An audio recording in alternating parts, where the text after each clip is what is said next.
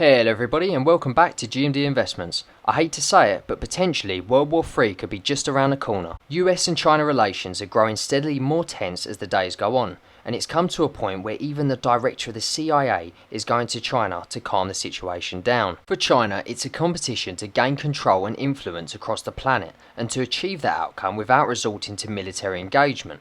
Flying quietly below the radar, the CCP has been acquiring technology without paying a cent toward developing it. It's a different game they're playing. Instead of bombs and bullets, it's about economics, finance, data information, manufacturing, infrastructure and communications.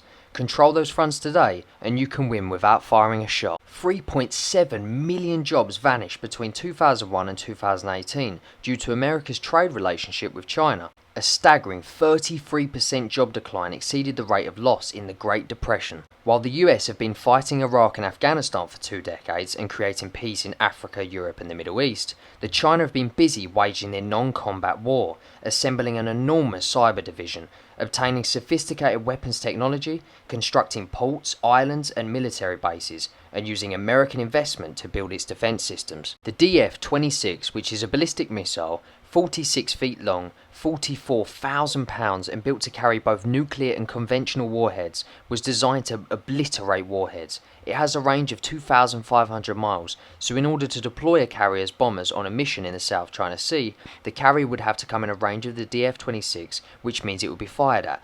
These ballistic missiles are blazing quick. They can travel 6,000 miles in just 30 minutes. But I'm sure you're all wondering how this all started. It started off by a man named Mao Zedong. In 1966, Mao used the CCP to launch the so-called Cultural Revolution, a brutal purge designed to get rid of the population of traditional Chinese and capitalist ways. Teachers, businessmen, religious leaders, etc. were jailed and sent to re-education camps. Citizens were denounced and publicly humiliated. Properties were seized, populations were forcibly relocated, torture, executions and even mass murder were common. Millions perished. Mao arrested Xi Jinping's father when he was 9 years old. When his school closed, he spent his days defending himself in street fights and stealing books from shuttered libraries to try to educate himself. Depressed by deprivation and abuse, his older sister hanged herself from a shower rail. Instead of Xi Jinping killing himself, he used his pain as a source of motivation to get to the top. He was rejected the first 9 times he sought to join the party, succeeding finally on his 10th attempt. Joe Biden's son is heavily invested in China.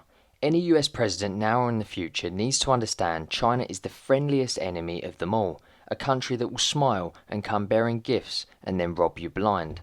The Made in China 2025 plan was released in 2017, which calls for the country to dominate emerging and traditional industries including new materials, artificial intelligence, Intel-graded circuits, electric cars, 5G communications, etc. If the plan succeeds, China will not only stop buying from the US companies like Boeing, General Electric and Intel, it will compete with them in global markets. But now we are going to talk about one place that is causing the US and China tensions to increase at a scary rate and seems to be right in the middle of it all. This country is Taiwan. Using a source from the BBC, Taiwan is an island roughly 100 miles from the coast of southeast China. It sits in the so-called First Island Chain, which includes a list of US-friendly territories that are crucial to US foreign policy. Taiwan have always wanted to be independent, but China views it as their property. The island came under full control by China in the 17th century. Then in 1895 they gave up the island to Japan after losing the First Sino-Japanese War. China took the island again after Japan lost World War II, and it's been in and out of control and tensions have constantly been there between the two up till today. However, as we can see from this graph, Taiwan really doesn't stand a chance against China if they was to come into military engagement. Lucky for Taiwan, the US are heavily invested and dependent on Taiwan for semiconductors, and Biden himself has stated the US will defend Taiwan all the way. But what does this mean for US and China relations? Well, the easy answer is, it just makes things that much worse. Not long ago, Nancy Pelosi visited Taiwan, even though China warned her not to, and shook hands with the Taiwan president, almost mocking President Xi. From that day on, China circled Taiwan in a somewhat blockade and attempted to beat them down economically and prevented many resources from coming in.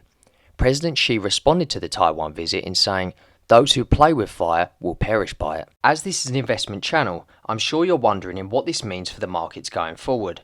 I believe, in my opinion, China and the US will benefit from working together much more than they would being against each other, as luckily they are both highly dependent on one another. Warren Buffett sold all of his shares in TSMC, which stands for Taiwan Semiconductors, and is up there with the biggest semiconductor businesses in the world. Now, why he sold those shares isn't all 100% clear. However, I believe it's a combination between it being in a highly competitive space and also the underlying tensions between China and Taiwan. I'd like to thank everyone for watching this video, and if you enjoyed the video, subscribe for more content like this going forward and to stay up to date with market news, investment ideas and the like. Well, all I can say is hopefully a war with China and the US doesn't break out in the future, because it will be truly tragic. It's been a pleasure. Until next time.